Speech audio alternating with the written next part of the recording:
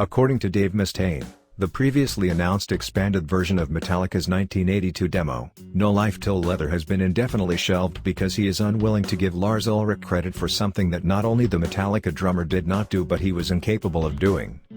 Asked in a new interview with Greece's Rock Hard magazine about the songwriting dispute that has led to the expanded version of No Life Till Leather being apparently scrapped, Mustaine said, "I'm not gonna give Lars my credit, so I'm not gonna be part of it.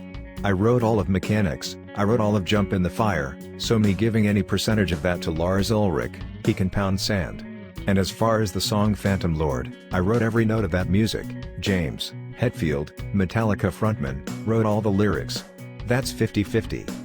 If James wants to give his percentage up to Lars because he is afraid of him, that's up to him. I'm not afraid of Lars Ulrich, and I'm not giving him my percentage. And the same thing with Metal Militia, I wrote every single note of that music, James wrote every note of that lyric, that's 50-50. If James wants to give Lars his percentage, that's fine if he's afraid of him. I'm not afraid of him. I'm not giving nothing to Lars Ulrich." Now, they took it in the past, apparently referring to Metallica's Kill 'Em All debut album, which features re-recorded versions of the songs from No Life Till Leather. Everybody knows that, and the past is the past. But I could not willingly enter into a new agreement with these guys predicated on Lars getting credit for something that not only he did not do but he was incapable of doing. He was incapable of writing good songs back then. Asked if that means that there will never be another concert featuring the so-called Big Four of 1980s thrash metal, Metallica, Megadeth, Slayer and Anthrax, Mustaine said, "Oh, I don't know about that. That has nothing to do with the Big Four. I think Lars is just afraid to play with Megadeth." Looking back on his past regrets in life, Megadeth mastermind Dave Mustaine singled out a few events he's not too proud of, one of them being punching fellow frontman James Hetfield of Metallica back in the day. "You look back in hindsight and you think, God, I probably should have done that differently. But, see, that's the importance of when you have someone in your life as a role model to help you. There's an ancient Asian proverb that says, a smart man learns from his mistakes, but a wise man learns from the mistakes of others. Who knows? That may be from the book of Proverbs. I don't know where it originated from. But I would rather learn from your mistakes than my mistakes, because it's less painful that way. I think that, because I've shared my life and a lot of the things that I've done right and wrong, it's helped a lot of our fans in their personal lives, and definitely a lot of musicians too. Because, I've been doing this for 30 years, and it's fairly obvious to anybody that has a brain that people have been trying to hold me back," he added. A few years back, Dave explained the early day Metallica fight and how he turned James' mouth into a pile of bloody sheetlets, an excerpt from Dave Mustaine's autobiography called Mustaine, a heavy metal memoir. The excerpt is where Mustaine discussed the punch that led to Metallica firing him. This is what he wrote. "The actual fight didn't happen right there. They call it a hang fire, like when there's an unexpected delay between the trigger of a gun being pulled and the actual discharge of the weapon. You know it's coming, and there's no stopping it. It's just a matter of time." James and I alternately cursed at each other and refused to speak, until eventually we were both in Ron's house, preparing to rehearse, and tensions boiled over. There was another round of accusations and insults, more cursing, more threats. "You keep talking like that, I'm going to punch you in the mouth," I said. In the middle of this exchange, Ron walked out of the bathroom and into the living room. He and James went way back, and despite the fact that James often treated him like shit, Ron instinctively defended his friend. "You hit him, you'll have to hit me first." "Shut up and sit the fuck down," I said. And then James jumped to Ron's defense. "You touch him, you're going to have to hit me first." Jesus, I thought, what is this, some kind of fucking game show?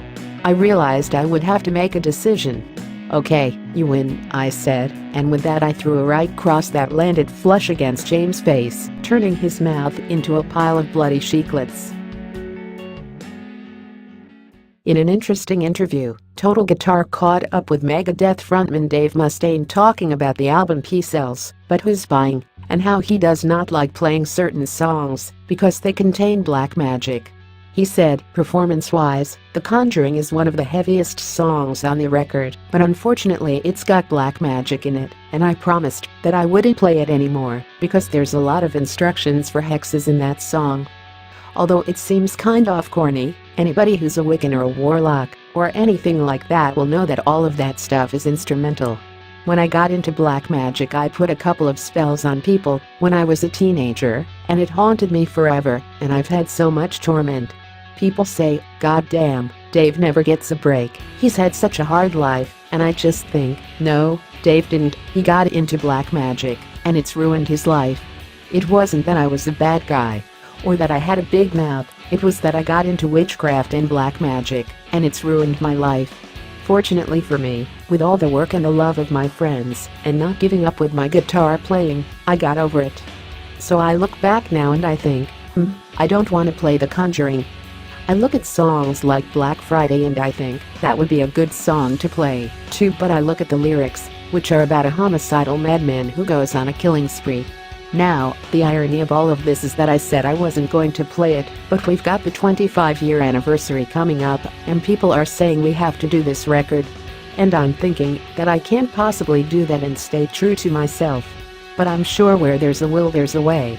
When I first got saved about 10 years ago, I was really scared, and I was basically holding on to anything that I heard in church or whatever. But as I've grown and I've learned a lot and lightened up a lot, and I see people around me doing certain things, and instead of me saying, "Man, you shouldn't do that," I think quietly to myself, "Dude, you don't know what you're doing." It's a huge growth process. Dave Mustaine discussed Marty Friedman's departure from Megadeth, telling Axis one of the main reasons Marty Friedman left Megadeth was because of the solo in Breadline off 1999's Risk. That was a song where Marty wanted to do the solo so badly. And he did, but when we got the song back, our management said, "We don't like the solo." Marty was already gone, so I agreed to redo it. But I told them they'd have to tell Marty they didn't like his solo and wanted it redone, because I knew it was gonna cause problems. So then we're sitting in the control room and the song comes on. Everyone's there, we're all excited. I'm fat, dumb, and happy because I think they told Marty it would be my solo, not his. So the song comes up, and there's my solo. Dave Ellefson, and I look over at Marty, and he's got tears coming down his face. I was like, "Oh my God, you didn't tell him." I felt terrible. Those are the little things that just fuck everything up. People don't see that part of it. They think it's my fault. I mean, sure, I had a part in it, yeah. But who forgot to tell him? Dave Mustaine also talked about all the lineup changes Megadeth went through over the years, saying that Marty Friedman had a nervous breakdown when leaving Megadeth. It's no fun having to replace musicians. It's hard because, along with having to replace the person in the band, you usually end up having the personality loss. And very rarely do guys leave on good terms. Marty Friedman had a nervous breakdown and he quit. And I remember, it was like, did I do this? And David Ellefson has told me after the fact everything that was going on with Marty before that happened, so I'm very happy to know it wasn't me. And a lot of the other guys, when you have to let them go, you know, it's really hard to fire somebody and remain friends with them. Unfortunately, we had to let some guys go. It's not because I don't love them, and it's not because they're not good. It's because what our vision was not a common goal anymore. I mean, there were a couple of situations where one guy called up my fiancé and said, "I fantasize about being with you when I'm with my girlfriend." And I thought, oh, you're fired.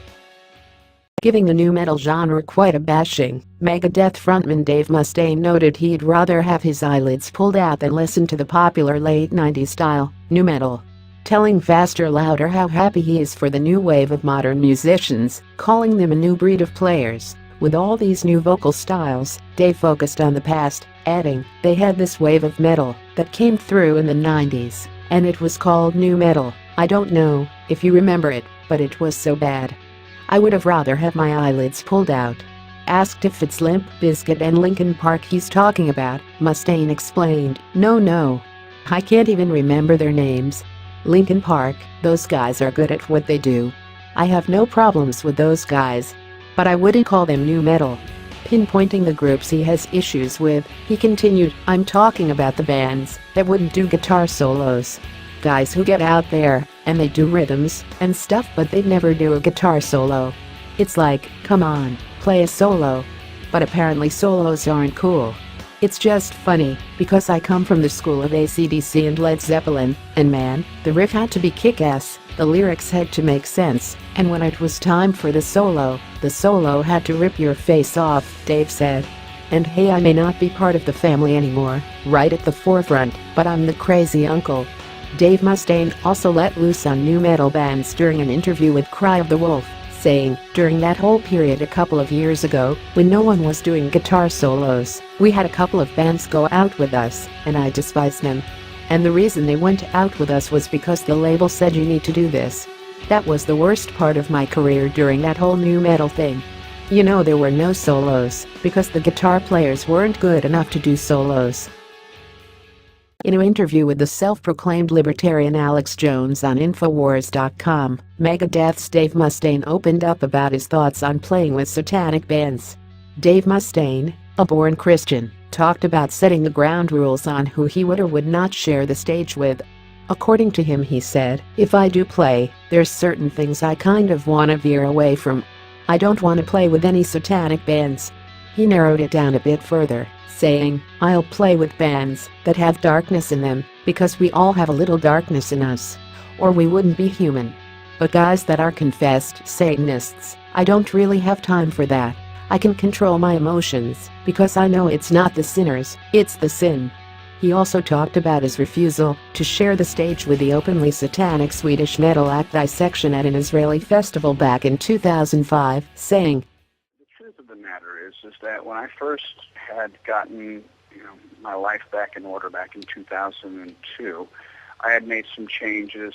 I had a severe injury to my arm, and when my career had stopped, it made me really take a hard, sideways look at everything. And I figured, you know what, just for now, because I don't really know a lot about what I'm doing, I want to make sure that I don't play with any bands that have junkies in them, because I can't be around, guys that are doing heroin because of the temptation. Mm-hmm. And because, I'm trying to have something in my life that is a power greater than myself so that I'll get myself back in shape. And I don't want to be hanging around with guys that are going to, be dangerous for me spiritually. And because I had just decided that, I was going to start following a spiritual path, I figured, you know what, I don't want to go back, because I was into witchcraft and black magic and everything like that, so I know about that stuff, and I figured, you know what, I'm just going to try and avoid that stuff.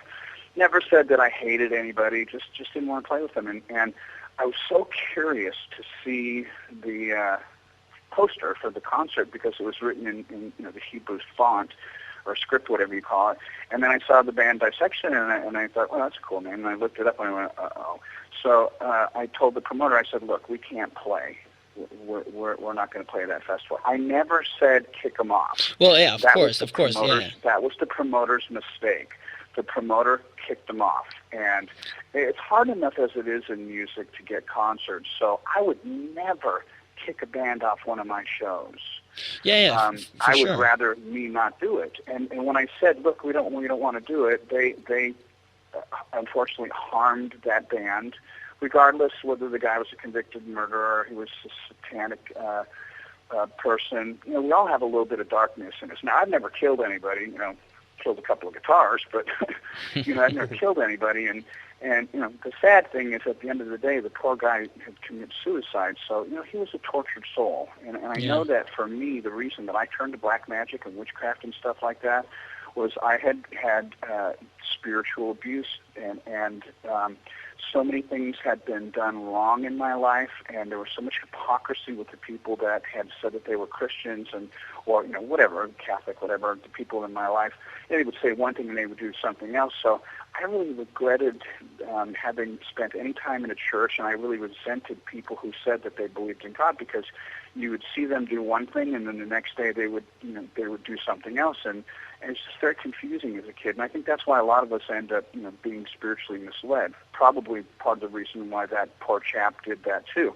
But we were supposed to play a show with them in France, and they didn't get kicked off that show. You know, a lot of stuff went around about another band that had a name that, you know, was kind of offensive to me. But, you know, that's a personal thing. It has nothing to do with their band, their quality of music. Yeah, but you can expect the producer of a show to cancel Megadeth when it's standing like right opposed to Dissection or Rotting Christ, because like those are little bands and Megadeth is, you know, that's a Megadeth. huge band that's Megadeth, you know. So I know, but guys, what you got to understand is my heart for those guys has nothing to do. You know, my decision not to play with them doesn't have anything to do with their value and worth as people, because I'm sure they're probably really great people. Sometimes we name our band stuff to get a reaction out of people, and it's not really who or what we are. And, you know, there are bummers, and there are consequences. Naming Megadeth, I can't even tell you how offensive it was. There's a huge radio station in Los Angeles called KLOS. And we had done a song, and after the song was over, they go, and that was a cover of an old Alice Cooper song. Coming up next, they didn't even say our name. Mhm. They wouldn't say Megadeth on the radio. So, it has nothing to do with the person's worth or anything like that, because I believe we're all valuable, and you know, it's just a personal preference that I had at the time. I've learned a lot more now. So, you know, if the opportunity came up to play with bands that were contrary to what my personal, political, spiritual, or any kind of moral values that I have, you know, that's something between me and my relationship with God, and you know, I don't push that on anybody anymore. At the beginning, you know, I didn't know, and I wanted to play it safe. And I think that anybody who would judge me and say, oh, well, you know what, Dave made a huge mistake. He just joined a new club, and he didn't know all the rules, so instead of breaking the rules, he said, fuck you to everybody. That's not me, man. I like to do things right. So I played it safe. I learned a lot about it, and I've opened my mind up to it.